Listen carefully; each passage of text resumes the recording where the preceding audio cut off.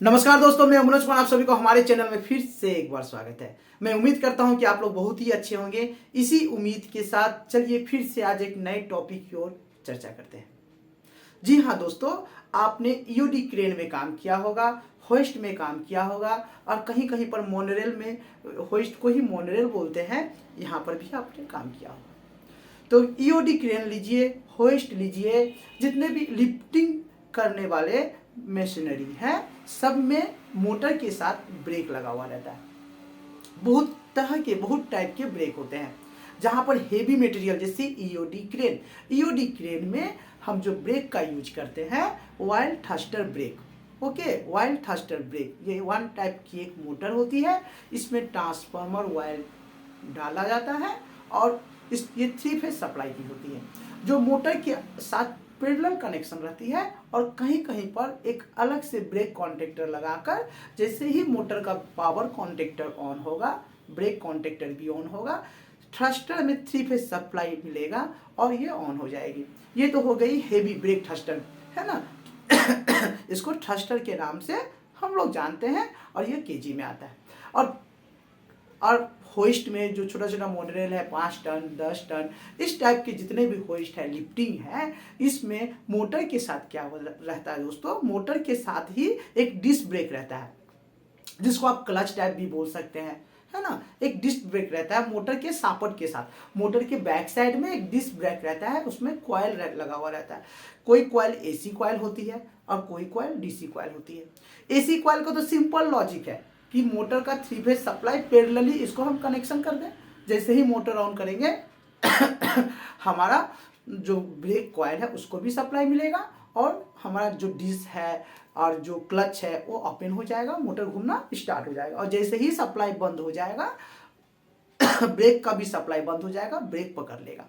और मान के चलिए जहां पर डीसी सप्लाई यूज करते हैं, डीसी ब्रेक रहती है, डीसी कॉइल रहता है, वहां पर अलग से एक bridge rectifier, solid bridge rectifier already आपको मार्केट में मिल जाएगा कि ये बना हुआ आता है। 440/220, 440 आप एसी सप्लाई दीजिए और 220 सप्लाई आउटपुट में आपको डीसी मिलेगा। ये डीसी सप्लाई जैसे ही मोटर ऑन होगा, ठीक ना, मोटर के साथ कनेक्शन रहता है इसका। मोटर जैसे ही ऑन होगा, साथ ही साथ मोटर के साथ ही ब्रेक ओपन होना चाहिए। तो उसका कनेक्शन, चलिए आज ब्रिज रेक्टिफायर का ब्रेक कनेक्शन हम लोग किस तरह से करते हैं और किस तरह से होइस्ट में, लिफ्टिंग में, मोनोरेल में, क्रेन में, है ना, किस तरह से हम लोग उसका कनेक्शन करते हैं, इसी टॉपिक की ओर हम डीपली में चर्चा करते हैं। तो मान के चलिए जहां पर डीसी ब्रेक लगी हुई रहती है लिफ्टिंग में, होइस्ट में, वहां पर इसका कनेक्शन कैसे रहता है, सिंपल सा कनेक्शन रहता है। मान के चलिए जो हम चला रहे हैं motor red, yellow, blue, normally 3 phase की रहती है। लिफ्टिंग की बात आए या होइस्ट की बात आए या मोनोरेल की बात आए तो 3 फेज सप्लाई की बात होती है। तो 3 फेज सप्लाई है तो 3 फेज की मोटर भी होगी, है ना।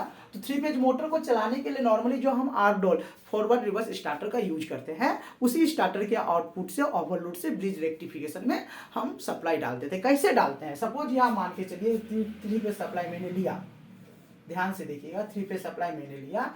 ये सप्लाई कहाँ सबसे पहले डालें, नॉर्मली एक स्टार्टर बनाते हैं, ठीक ना। ये तीनों सप्लाई मैंने लिया एमसीबी में,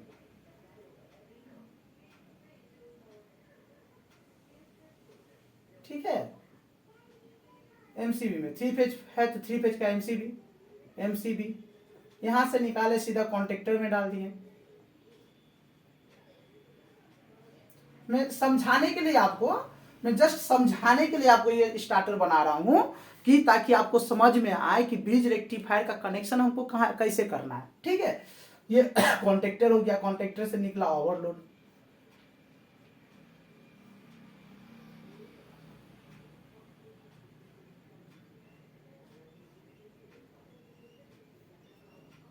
ये क्या है, ओवरलोड, है ना। ये K1 कॉन्टेक्टर, ये हो गया ओवरलोड। ये 3 फेज सप्लाई मोटर के टर्मिनेशन में जैसे ही हम देते हैं, सपोज ये मान के चलिए मोटर का टर्मिनेशन है, ये मोटर का टर्मिनेशन है, डेल्टा किया हुआ है, डेल्टा कनेक्शन है।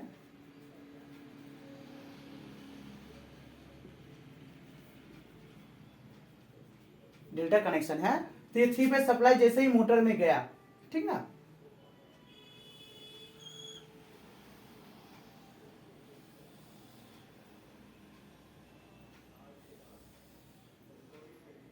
ओके, ये 3 फेज सप्लाई जैसे ही मोटर में किया, इसी आउटपुट सप्लाई को, इसीलिए बनाने का मेरा रीजन यही था कि ओवरलोड से आउटपुट सप्लाई जो मोटर को कनेक्शन गई है, यहीं से सॉलिड स्टेट जो ब्रिज रेक्टिफिकेशन है, सपोज मान के चलिए ये solid state bridge rectification rectifier है, ठीक ना। यहां पर 415 वोल्ट एसी मैंने कहां से इसका कनेक्शन करना है, कहां से करना है, ये solid state rectifier. Okay 415 AC by 220 DC, इस तरह के स्पेसिफिकेशन आपको मिल जाएगा मार्केट में। ये ऑलरेडी मॉडल में या होस्ट में लगा हुआ रहता है। तो इसका कनेक्शन कैसे रहता है, सपोज आपको फॉल्ट आएगा, आपको काम करना है, सपोज आपसे कहा कि इसका ब्रेक काम नहीं कर रहा है, मोटर ऑन कर रहा है, मोटर नहीं चल रही है, मोटर बहुत साउंड कर रही है, ब्रेक ओपन नहीं होगा तो मोटर तो चलने नहीं देगा ना।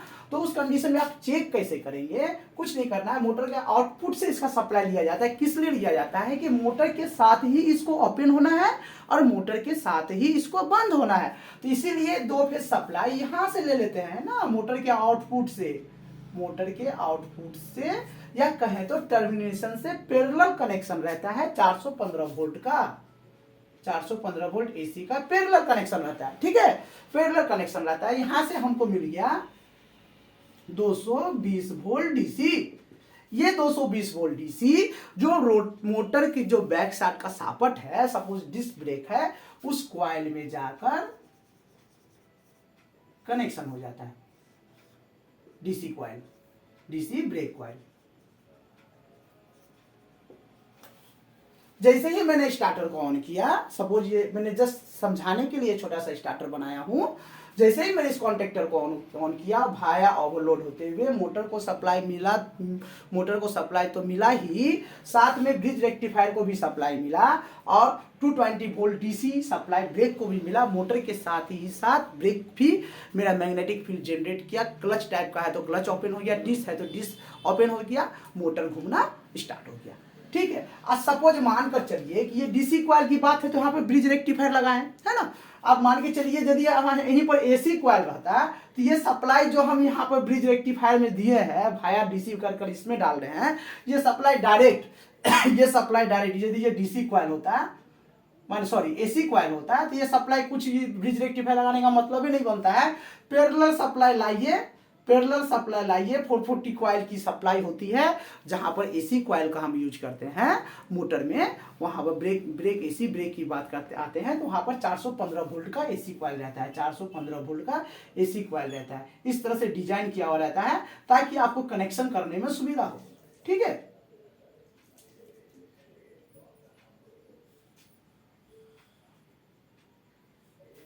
पैरेलली में 2 फेज लाकर इसको डाल दीजिए, मोटर के साथ ब्रेक को भी सप्लाई मिला, मोटर का सप्लाई बंद हुआ तो ब्रेक का भी सप्लाई बंद हुआ, ब्रेक बंद हो गया, ब्रेक क्लोज हो गया।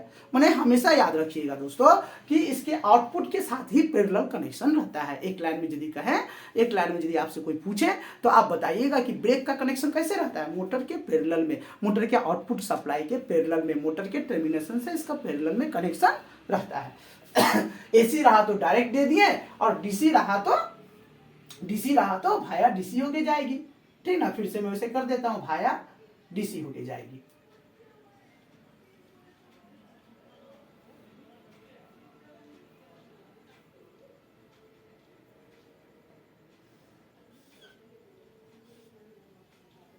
ओके,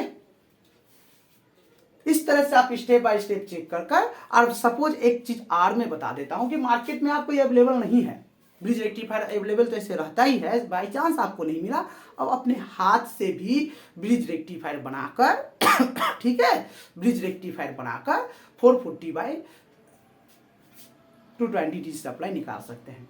इस सर्किट को देखने से आप आराम से बना सकते हैं। जैसे पिछले क्लासेस में मैं AC को DC में कैसे कन्वर्ट करूँ, मैंने ब्रिज रेक्टिफायर लेके एक सर्किट बनाया था, आज के डिस्क्रिप्शन में मैं डाल दूंगा, आप वहाँ पर जाके देख सकते हैं। नॉर्मली आपको ब्रिज रेक्टिफायर मिल जाएगा, normally solid state bridge rectifier 415/220 DC volt की आपको मार्केट में मिल जाएगा, अवेलेबल रहता है।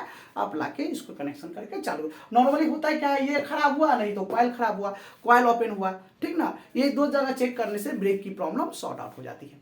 तो उम्मीद करता हूं दोस्तों ये वीडियो आप लोगों को काफ़ी अच्छा लगा होगा। इसी उम्मीद के साथ मैं अपने क्लासेस को समाप्त करता हूं और आपसे उम्मीद करता हूं कि नए दोस्तों तक हमारे चैनल को शेयर करें साथ में सब्सक्राइब करें और वॉच करें। नमस्कार दोस्तों।